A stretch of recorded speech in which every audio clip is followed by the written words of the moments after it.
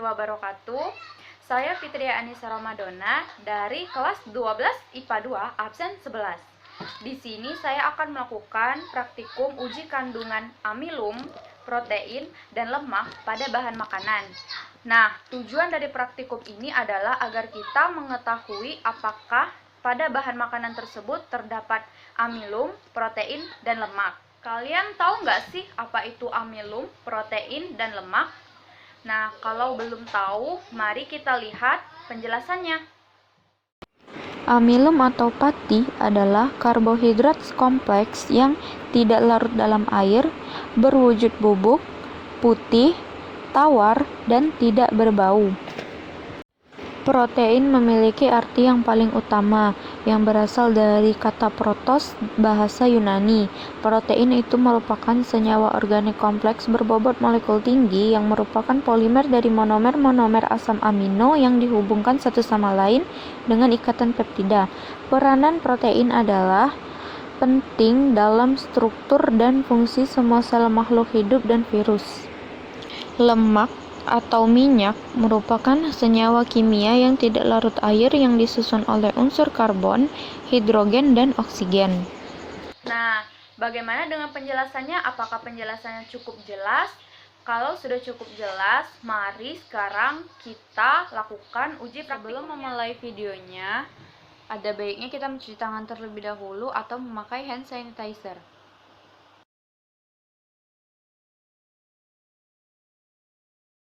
Praktikum pertama yang akan kita lakukan adalah uji kandungan amilum pada bahan makanan.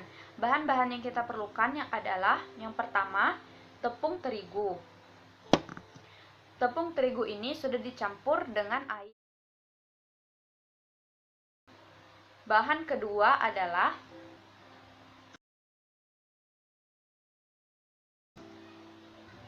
bahan ketiga adalah gula pasir.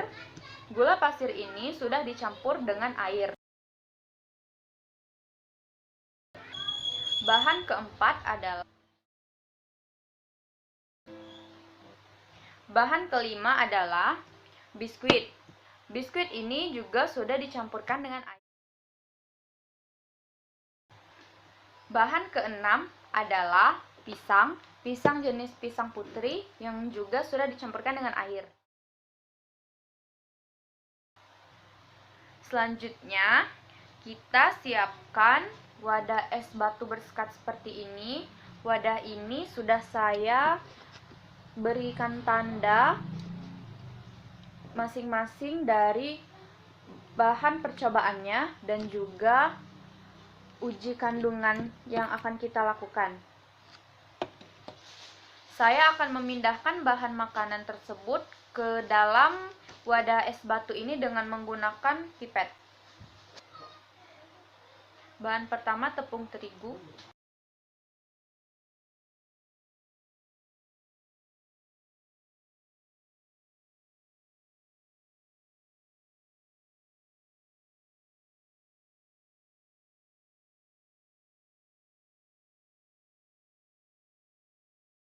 Pada uji kandungan amilum kita menggunakan iodin. Gunakan iodin 3-5 tetes pada setiap bahan-bahan makanan.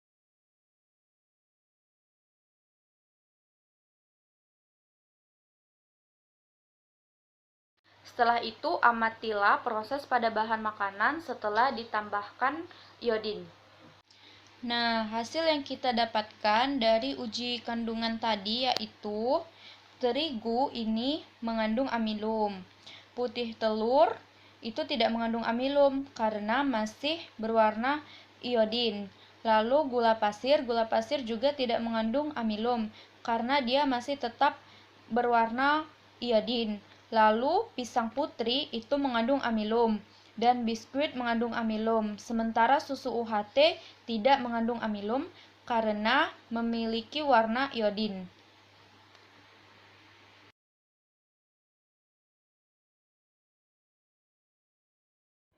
Perubahan warna-warna tadi menunjukkan tepung terigu, pisang, dan biskuit mengandung amilum. Kenapa itu bisa terjadi? Karena saat dideteksi oleh iodin sebagai penguji amilum, bahan tersebut berubah menjadi biru kehitaman. Warna-warna pada amilum meliputi ungu, biru tua, hijau gelap, biru kehitaman, dan hitam. Semakin gelap warna yang dihasilkan, maka semakin banyak kandungan amilum pada bahan tersebut. Pengujian amilum dapat menggunakan iodin sebagai pengganti lugol. Selanjutnya, kita akan melakukan praktikum kedua, yaitu uji kandungan protein dengan bahan-bahan yang sama seperti uji kandungan amilum tadi.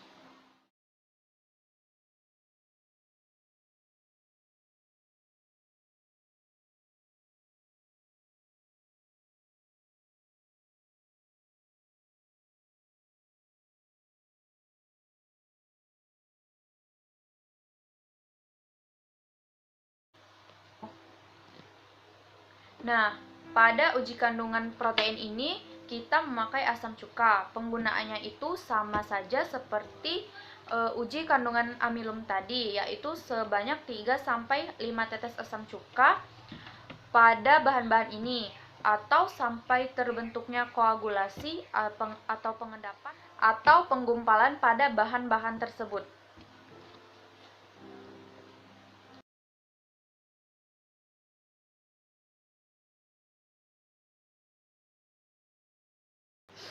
Setelah itu kita amati apa yang terjadi. Jadi hasil dari uji kandungan protein ini adalah tepung terigu itu mengalami koagulasi atau pengendapan atau penggumpalan, yang artinya tepung terigu itu mengandung protein.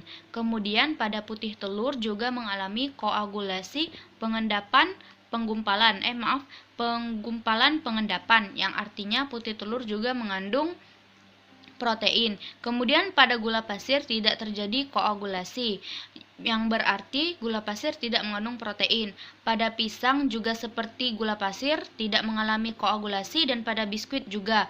Nah, tetapi pada susu UHT ini mengalami koagulasi penggumpalan. Bisa dilihat. Nah, jadi artinya susu UHT ini mengandung protein. Pada tepung terigu, putih telur, dan susu UHT mengandung protein. Mengapa itu terjadi? Karena setelah tepung terigu, putih telur, dan susu UHT tadi diteteskan dengan asam cuka, membentuk endapan atau koagulasi atau penggumpalan.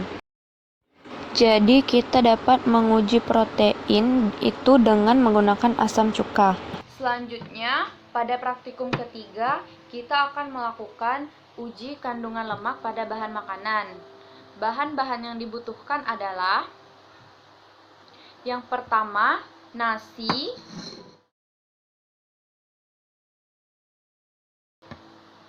yang kedua ada putih telur,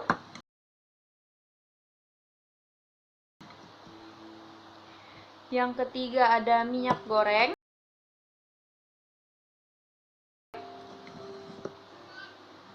yang keempat ada margarin atau mentega,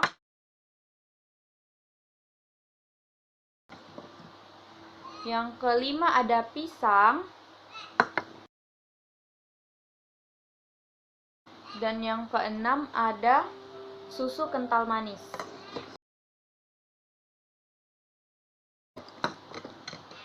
Selanjutnya yang kita butuhkan lagi adalah kertas HVS atau kertas buram atau kertas A4. Kertas ini bisa dibagi dalam jumlah 6 bagian atau lebih sesuai dengan banyaknya jumlah bahan-bahan yang dipakai. Langsung saja kita ke bagian percobaannya. Bahan pertama yang akan kita uji kandungan lemaknya yaitu adalah nasi. Pertama-tama kita siapkan 1 lembar kertas HVS. Kemudian ambil nasi sekitar 1 sendok teh atau sama dengan 1 ruas jari. Lalu tempelkan nasi ke bagian tengah dari kertas. Setelah itu gosok-gosok nasi,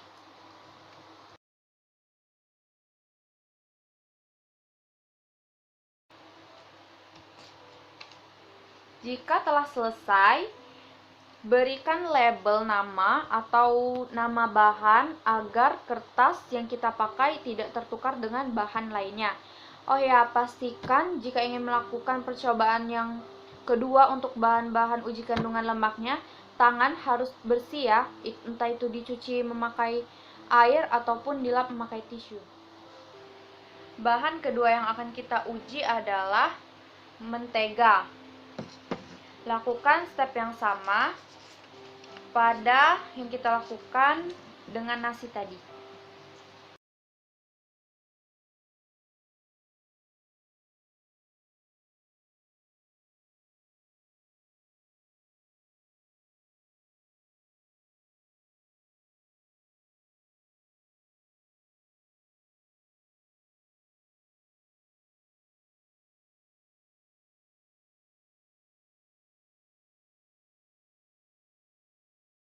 Setelah semua sudah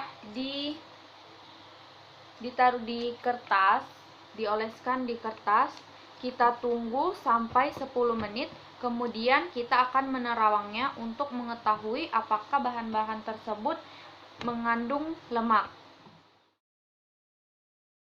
Jadi hasil untuk mentega adalah mentega menerawang, yang artinya mentega mengandung lemak. Lalu untuk pisang, pisang tidak menerawang, yang artinya pisang tidak mengandung lemak. Pada minyak goreng, ternyata minyak goreng menerawang, yang artinya minyak goreng mengandung lemak. Untuk susu, susu tidak menerawang, yang artinya susu tidak mengandung lemak. Pada putih telur, yang terjadi adalah putih telur menerawang, yang artinya putih telur mengandung lemak.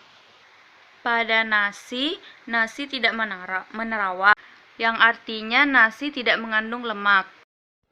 Jadi, pada lemak dapat diuji dengan menggunakan kertas HVS atau A4 atau kertas buram. Nah, pada kertas tersebut, jika ada perubahan warna menjadi transparan, maka bahan makanan tersebut mengandung lemak. Semakin transparan kertas, maka semakin tinggi pula kandungan lemaknya. Selesai sudah praktikum hari ini, yaitu praktikum uji coba kandungan amilum, protein, dan lemak. Tetap di rumah, stay at home, jaga kesehatan, dan jangan lupakan 3M, yaitu mencuci tangan, menjaga jarak, dan tentunya memakai masker. Thank you for watching. Assalamualaikum warahmatullahi wabarakatuh.